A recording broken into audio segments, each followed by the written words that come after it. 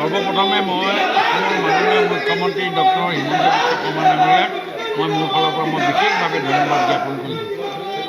যোৱা 6 চনৰ পৰা ক্ৰমাগতভাৱে মই বিধানসভা নিৰ্বাচিত হৈ আহিছিলোঁ আৰু এইবাৰ তেখেতে মোক মন্ত্ৰীসভাত অন্তৰ্ভুক্ত কৰাৰ কাৰণে মোৰ যি দায়িত্ব মোৰ ওপৰত দিয়াৰ ব্যৱস্থা কৰিছে মই আৰু অসমবাসীক শুভেচ্ছা জ্ঞাপন কৰিছোঁ।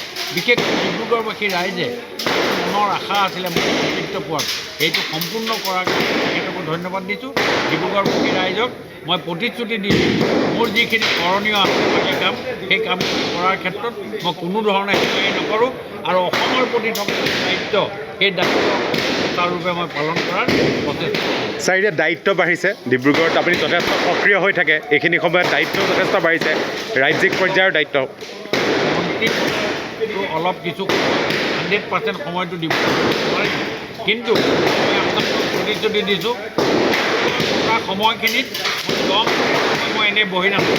ৰাতিপুৱা সময় বাহিৰে বাকী যিখিনি সময় ডিব্ৰুগড়ত থাকোঁ এই সময়খিনিত মই আগতে যেনেকৈ ৰাইজক সময় দিছিলোঁ সেই সময় ৰাইজে যাতে অনুভৱ কৰিব নালাগে যে বিধায়কজনক পাবলৈ নাই বা মন্ত্ৰীজনক পাবলৈ নাই, এই তেখেতৰ মনত নাই। তাৰ প্ৰচেষ্টা মোৰ সদায় লগত থাকিব আৰু মই ডিব্ৰুগড়তে মোৰ ফালৰ সেৱা কেতিয়াবা এদিন দেৰি হ'লেও যাতে মনত কোনো দুখ নকৰে মই মোৰ ফালৰ মই NKS হুণ্ডাইলৈ স্বাগতম। নৰ্থ ইষ্টৰ প্ৰথম GDSI 2.0 ফিচাৰ্ছ ডিলাৰ হৈছে NKS হুণ্ডাই। অত্যাধুনিক সা সুবিধাৰে তৈয়াৰী মষ্ট আপডেটেড হুণ্ডাই ডিলাৰ এতিয়া ডিব্ৰুগড়ত।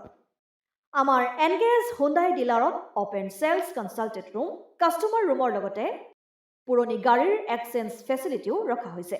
ইয়াত চেলছৰ লগতে ছাৰ্ভিচ ছেক্টৰৰ সুন্দৰ সুবিধা আছে। প্ৰয়োজনীয় সকলো এডভান্স টুলছ, হুইল বেলেন্সিং, এলাইনমেণ্টৰ অত্যাধুনিক machine, post hydraulic lift, fully ট্ৰেইনমেণ্ট পাৱাৰৰ লগতে nitrogen gas filling facility, fully automatic car washer ফেচিলিটিও আছে।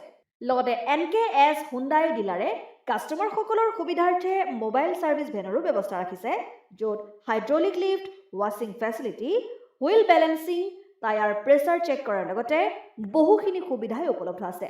NKS হুণ্ডাইলৈ আহক আৰু সুবিধাসমূহ গ্ৰহণ কৰক।